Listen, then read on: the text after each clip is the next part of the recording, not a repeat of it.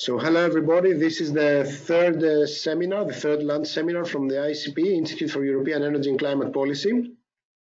The purpose of these lunch seminars are mainly to show the results from the ongoing projects on the Horizon 2020 and other types of projects we are running. All the seminars are being recorded, so you can watch freely on them on our YouTube channel. Now, the today's seminar has to do with one of the large projects on the Horizon 2020. I think it's one of the most important modeling projects that the European Commission is funding. It's called Paris Reinforce, and in essence, it refers to the integrated assessment models for the post-Paris period and in order how to achieve the European targets on climate. Our presenter will be Zsolt Lengyel, who is also founder of the Institute of IACP. So Zsolt, I give the floor to you. As always, we have 20 minutes our presentation, and then we can also have questions from the partners that are following the lunch seminar. Thank you very much, Zsolt. The floor is yours. Thank you very much, Vlasis, for the introduction. And obviously, I'm referring back to our first seminar showing details of all of our projects.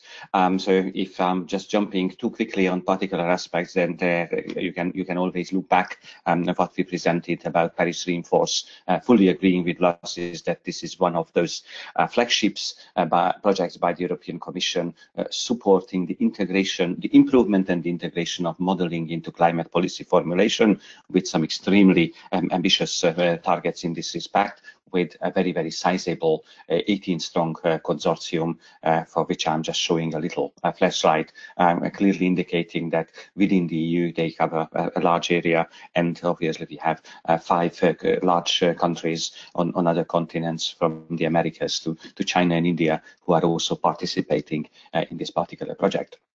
And then following on the key question for today on how we are going to influence or provide input to evidence-based policy making, just again a quick flash on how national policies or member state policy making is being formulated normally, and where and how we see the climate economic modeling aspect as a key input factor.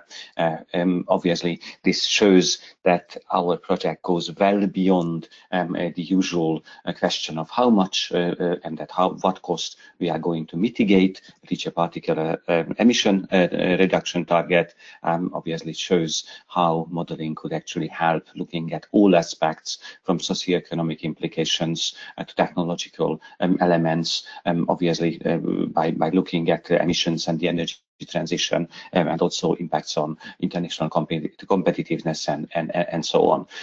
Again, our position is that modeling is an extremely valuable tool to enhance national or EU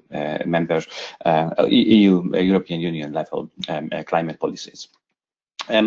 Obviously, if someone asks how the modeling will help and how we engage and why we engage the policymakers, I think we do have a long list on how and why decarbonization policies are key in this respect, and how our modeling tools and additional tools would be of help. Again, just clearly showing what policies and measures we are talking about, and obviously they cover a vast area and cover all economic factors and all economic activities.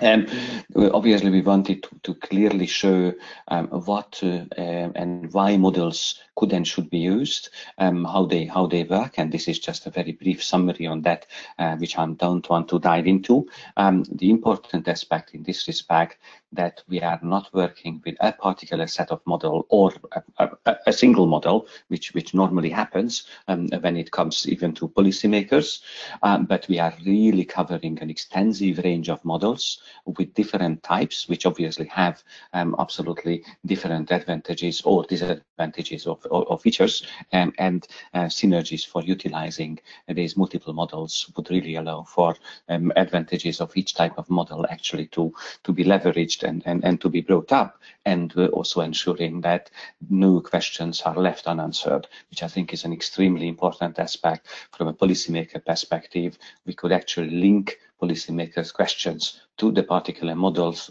which are most suitable addressing those particular questions. And then again, a visual representation of the broad variety and the wide variety of our models included in the consortium, clearly showing that we do have a broad and in-depth coverage, both in terms of model types and in terms of geographic focus, with that inherent aim that we want to be relevant globally, because that would provide the necessary intercomparisons and also the engagement of literally all large emitters around the world. Then again, in order to move from the very theoretical to the very particular, again highlighting the fact that what type of questions policymakers are due to ask. I'm just bringing up one example of how models are interacting with each other, even for a relatively simple question, for which an example of supporting EVs, electronic vehicles, and the particular question of what happens if someone pumps money into electric vehicle charging stations, because that's again a typical policy question, whether or not to pursue such an action, and what could be the impact on that on diffusion of electric vehicles, electricity demand, emissions, associated jobs, and so on. And that's just a clear example of how a handful of our models, with obviously different sectoral and different methodological scopes, could really help answering those questions, and ultimately helping the policymaker to introduce such a policy. And this really leaves us to the point what we felt as a crucial element for engaging the policymakers with modelers, or the other way around, modelers with the policymakers, that what we offered is a very unusual and extremely ambitious element on engaging these policymakers and all the broader stakeholders. And that is something what we call co-decision and co-production, which is far more than the usual stakeholder consultation and engagement of stakeholders into a particular project. We need an upfront commitment that the actual project, with its deliverables, with its modeling runs, with its platforms, would go ahead in a co-decision and co-production method, engaging all policymakers and all other stakeholders from industry, business, academia, civil society, and so on, in order to actually ask the relevant questions and ensure that we produce results which are actually wanted. And that obviously helped to design the entire stakeholder participation process, the stakeholder council, which is now going to be set up for the project with these sort of stepwise methods on how we listen, analyze, and inform the actual project, how we will be working through these years from the very start to the very end of the project. And that basically brings me to this key methodological question, on which I understand that we all face similar challenges, irrespective of what Horizon 2020 projects we are doing at the Institute, on how we are engaging those policymakers who are the actual beneficiaries of this work. And that's where we are in a unique situation, because we believe that the upcoming policy challenges in the climate field are very, very pressing, are here and now, and therefore there is it's a coincidence, but obviously it's a coincidence by design, that there are particular aspects on the national energy and climate plans, on the nationally determined contributions, and the corresponding global stocktake under the Paris Agreement, which are all challenges for policymakers at the same time when we run our project.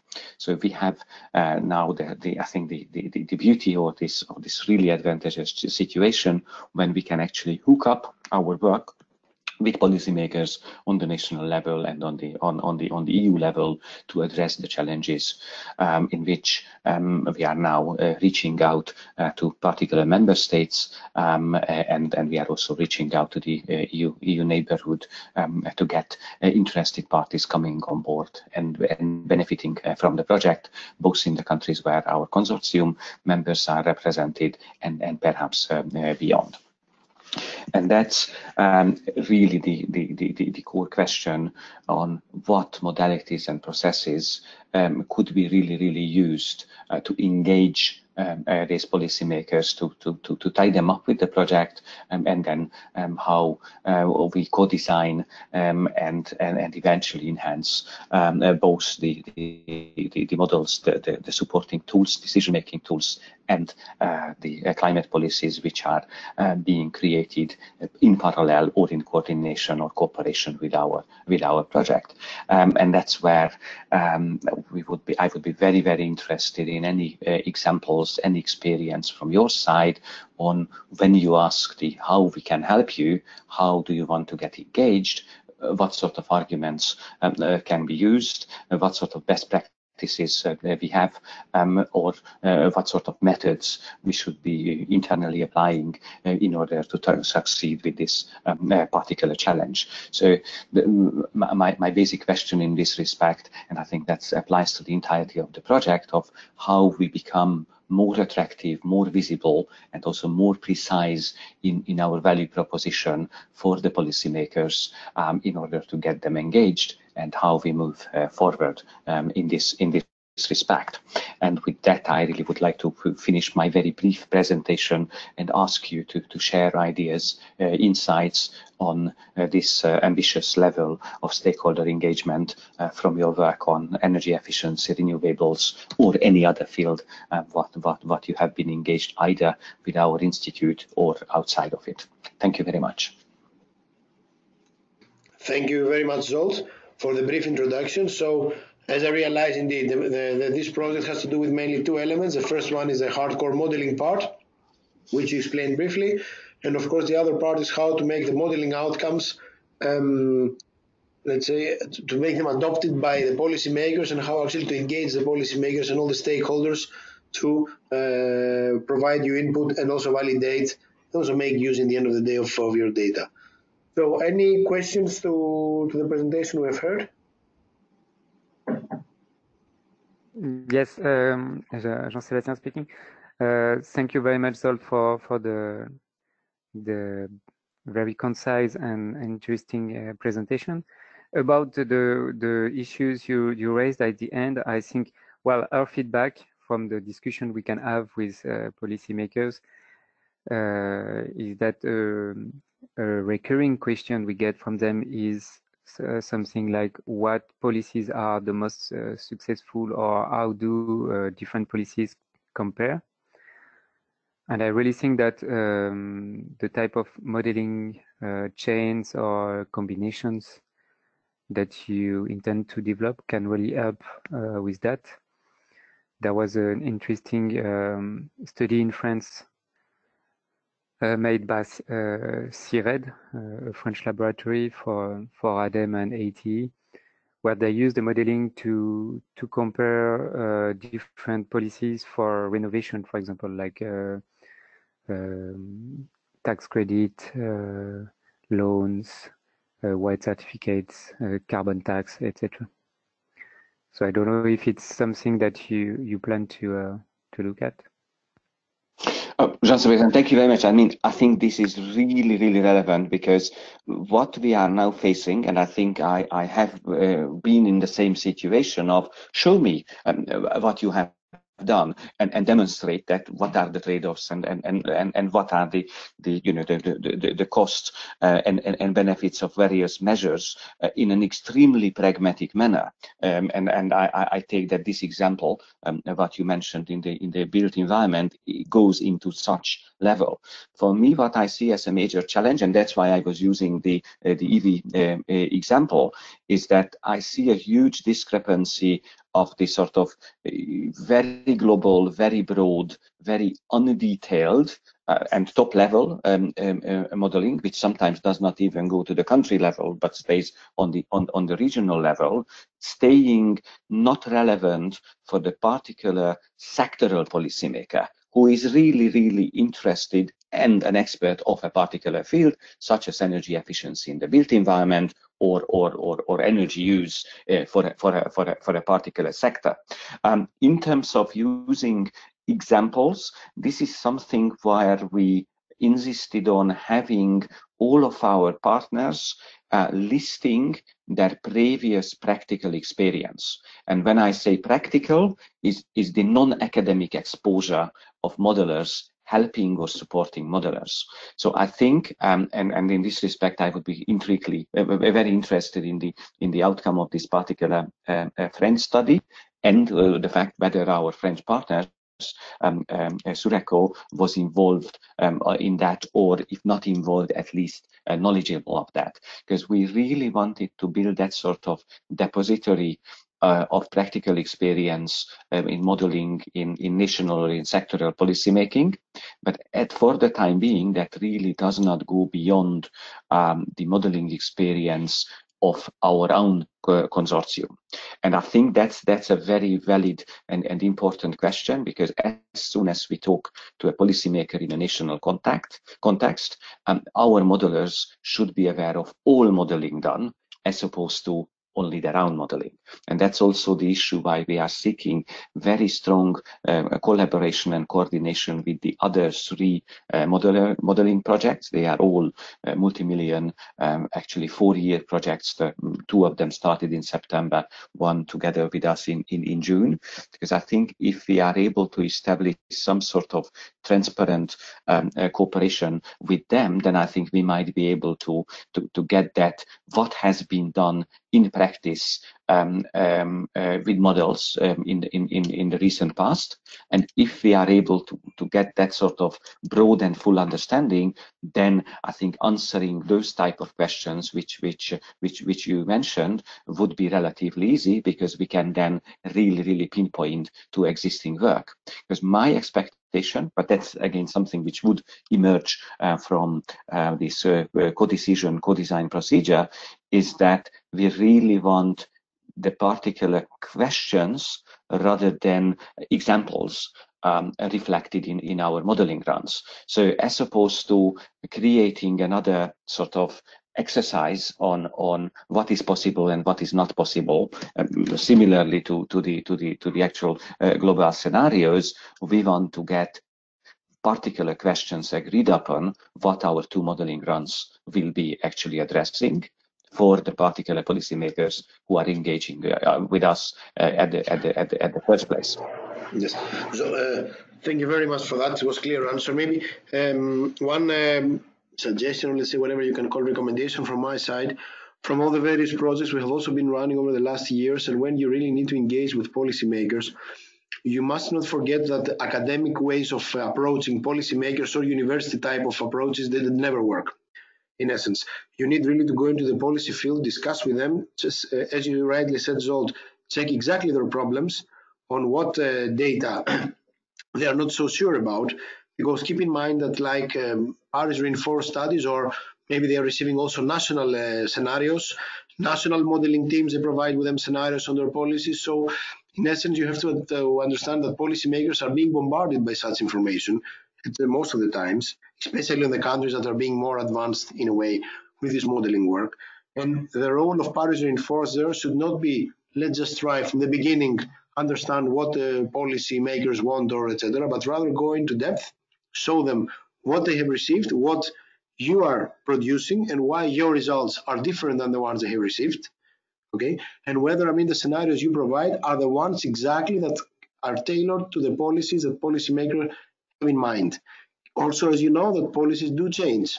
We start from something now, which could be dynamic, but in the course of time, as we have seen, especially from the energy efficiency worlds, policies do change over 3 to 5 years. Therefore, all the scenarios that are being made should also be able to address this issue to the policymaker in order not to make them outdated or redundant in a couple of years when the project will be running. And I think that's a real challenge. So in a nutshell, no academic exercise on approaching policymakers, but rather go into real policy making world and discuss with them on a country level, on a sectoral level, what the main problems are and what you can produce as far as reinforcement to them. Thank you, Aziz. I think this is absolutely invaluable. And I think in this respect, our design is already very pragmatic and policy oriented. I think we do have a very unique set of modelers in the team who are the least academically oriented and the most policy focused. That was also a sort of magnet for this particular project. It's really the question at the moment that I think we do have that sort of recognition that this is not academic modeling. We do have the necessary ingredients with modelers who are open to practical work and who have worked with various policymakers in the past very, very closely.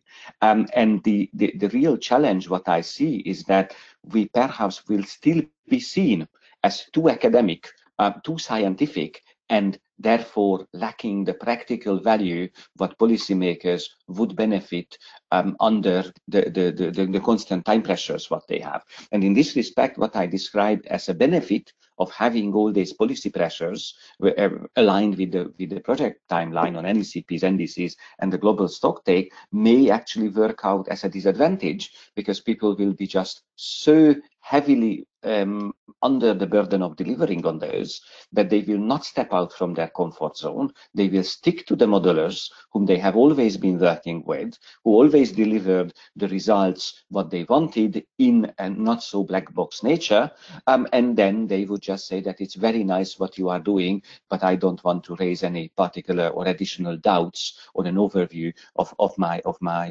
modeling results. But I fully agree that in terms of the approach, it's very clear how we should picture ourselves as pragmatic policy formulation or even policy evaluator supporters, and hopefully raise to the level when these policymakers are open to do some extra thinking and seeing the benefits. And I think this is what being done now. We will have our first stakeholder council meeting on the 21st of November, with the view that we are engaging policymakers from member states and from the Commission, who do have that sort of openness and ability to work with us. And I think after the 21st of November, we would have a far better understanding what they want from us, how they want it, and what sort of modalities or bridges we are building with them. Perfect. Thank you very much, Zsolt. So, is there maybe any final question from your side, Zsolt? Yeah, I mean, to me, one really striking issue is that when it comes to national versus EU level policy making, have you ever seen or met in the energy efficiency field those people who are acting as a bridge, who are very strong on the national level, but at the same time have a full understanding of the EU level, and therefore do have an understanding what are the trade-offs between national and EU level policies, or how actually national policies are interacting with each other? Because I think if you have some good experience in that field, in the energy efficiency or any other energy domain, I think these people could be of particular interest to our project, and I think we would appreciate introductions in that field. I mean, put it this way: if you think of someone who would be extremely interested or benefiting from the Paris Reinforce project in the energy domain, I think we would be just very happy to hear about them, getting introduced to them, and then seeking their potential engagement. No. Yes, I fully agree. From experience-wise, I would say that indeed this is a good link, and these are the important people. You must always keep in mind that these are the connecting ones between the national and the EU level. So far, and my colleagues, or Jean Sebastian or me also, you have seen it that we have been working on this level quite a lot by including such bridges. I don't want to say, I mean, organizations, but rather large organizations like the Coalition of Energy Savings and people that the European Commission often consults for some ideas or some commentaries on the policies that are being generated, on the outcomes of evaluations, on on the proposals. So therefore, these people have a very deep knowledge on the EU situation and the EU targets and what the EU debates, where the EU debate actually is moving on. And on the other hand, they also do represent national member states, national governments, and organizations belonging to countries. So such people indeed are necessary and are required in order to have a real engagement. As I said, the challenge is that all stakeholders are being bombarded by a lot of information and a lot of challenges and a lot of invitations in a way to discuss things. So whatever we do, it has to be on a really professional in a way level, so less academic and more professional, or more, let's say, customized to the real problems, so that they can still be engaged in the entire 3 years program. These programs are quite long in time, and it's quite that's the challenge. I'm here to keep 3 years people occupied with your project and asking them opinions and make them feel engaged to that. So if there is any other maybe final comment, if not, I think we're just on time. Okay, so Zsolt, maybe a final word from you, and we're finishing the lunch. Just one final. Yeah, I'm hopeful that it was good food for thought as you were munching away your lunches, and I think I'm just very happy to to get the word out and already seeing some very pragmatic and practical suggestions from your side, and I guess we just need to consider that when we are struggling with issues like this, we actually have advice, good ideas, and support at arm's length within our own organization. So I just want to encourage anyone, to stay in touch, to raise questions, and so on. And we just continue with our lunch series as we just have it today. Thank you very much. Thank you all for joining. Okay, have a nice afternoon, and we'll meet up in the next lunch seminar in 15 days. Thank you. Bye. Yeah. Bye, everyone. Thank you. Bye. Bye-bye.